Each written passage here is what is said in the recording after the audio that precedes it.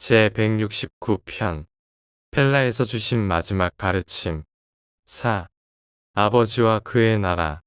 사도들이 하나님의 나라가 세워지는 것을 선포했지만 하늘에 계신 아버지는 왕이 아니라는 것을 그들에게 설명하려고 애쓰는데 예수는 언제나 애를 먹었다.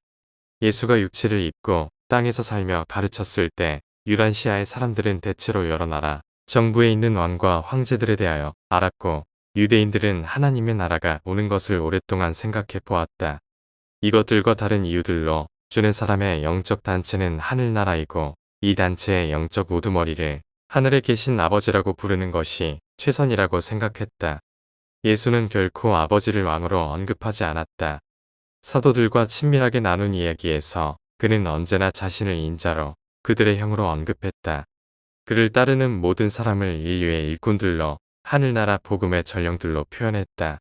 예수는 하늘에 계신 아버지의 퍼스널러티와 속성에 관해 사도들에게 체계적 수업을 준 적이 없었다. 그는 결코 사람들에게 아버지를 믿으라고 요구하지 않았다. 그들이 믿는 것을 당연하게 여겼다. 예수는 아버지의 존재를 증명하려고 논쟁하거나 스스로를 낮추는 일은 결코 하지 않았다. 아버지에 관한 그의 가르침은 모두 그와 아버지는 하나이다. 아들을 본 사람은 아버지를 보았다. 아버지는 아들과 마찬가지로 모든 것을 안다. 오로지 아들, 그리고 아들로부터 아버지를 드러내는 자가 정말로 아버지를 안다. 아들을 아는 자는 또한 아버지를 안다. 그리고 그들의 통합된 본성들을 드러내고 그들의 결합된 일을 보이려고 아버지가 그를 세상으로 보냈다고 했다. 야곱의 우물에서 사마리아 여인에게 하나님은 영이다 라고 선포했을 때를 제외하고 아버지에 대하여 주는 결코 다른 선언을 한 적이 없다. 너희는 예수의 가르침에 의존함으로써가 아니라 그의 삶 속에 나타난 신성을 관찰함으로써 하나님을 알게 된다. 주의 삶을 통해 너희 각자는 자신이 영적이고 신적인 실제, 참되고 영원한 진리를 인식할 수 있는 능력의 한계 안에서 하나님에 대한 개념을 받아들일 수 있다. 무한자가 시공간 안에서 나사렛 예수의 인간적 삶이라는 유연한 체험 속에 집중되어 나타났을 때를 제외하고 유연한 존재는 결코 무한자를 온전히 이해할 수 없다. 오직 체험을 실제로 겪어야 하나님을 이해할 수 있다는 것, 결코 지적 가르침만으로 하나님을 이해할 수 없다는 것을 예수는 잘 알았다. 예수는 사도들이 비록 하나님을 완전히 이해할 수 없어도 그들이 인자를 알았던 것처럼 하나님을 가장 확실히 이해할 수 있다고 가르쳤다. 예수가 하신 말씀을 이해하는 것이 아니라 예수가 어떤 분이었는지를 알아야 하나님을 알 수 있다. 예수는 하나님의 계시였다. 히브리 성서를 인용할 때를 제외하고 하나님과 아버지, 예수는 오직 이 두 이름으로만 신을 언급했다. 주가 하나님으로서 그의 아버지를 언급할 때 유대인 부족의 하나님인 진보된 개념을 대표한 야훼라는 단어가 아닌 여럿의 하나님, 삼위일체를 가리키는 히브리어를 보통 사용했다. 예수는 아버지를 왕이라 부르신 적이 없으며 유대인들이 왕국의 회복을 희망하고 요한이 한 왕국이 다가온다고 선포했기 때문에 자신이 제안한 영적 형제단체를 하늘나라로 이름 붙이는 것이 필요했음을 무척 유감으로 생각했다.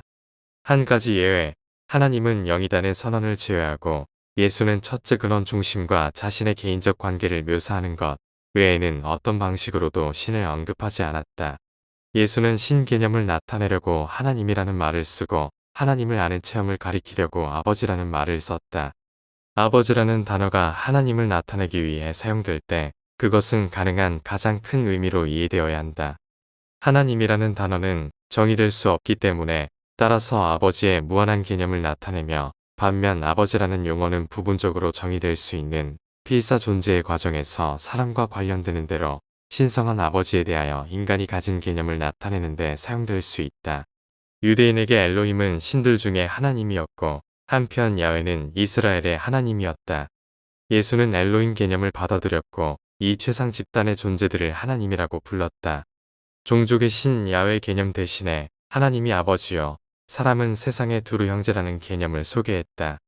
그는 신격화된 종족의 아버지를 가리키는 야훼 개념이 사람의 모든 자손의 아버지이며 개별 신자의 신성한 아버지라는 개념으로 높였다. 그리고 더 나아가서 우주의 이 하나님과 모든 사람의 이 아버지는 하나이며 같은 파라다이스 신이라고 가르쳤다. 예수는 결코 그가 육신으로 나타난 엘로힘, 하나님이라고 주장하지 않았다. 그가 결코 자신이 세상에 대한 엘로힘의 계시라고 선언한 적도 없다. 자신을 본 자는 엘로힘, 하나님을 본 것이라고 가르친 적도 없다. 그러나 그는 자신이 육신 안에 계시된 아버지임을 분명히 선포하였고 나를 본 자는 아버지를 보았다고 말했다. 신성한 아들로서 그는 오직 아버지를 대표한다고만 주장했다. 그는 정말로 엘로힘 하나님의 아들이었다. 그러나 필사 육체의 모습을 입고서 하나님의 필사 아들들에게 인간이 이해할 수 있는 범위 안에서 아버지의 성품에 대한 묘사를 자신의 삶의 계시로 한정시키기로 선택을 하였다. 파라다이스 삼위일체의 다른 성격자들의 성품에 관해서는 나사렛 예수, 육신화한 아들의 삶 속에 있는 퍼스널 묘사에서 밝혀진 대로 그들이 전적으로 아버지와 같다는 가르침에 우리는 만족해야 한다.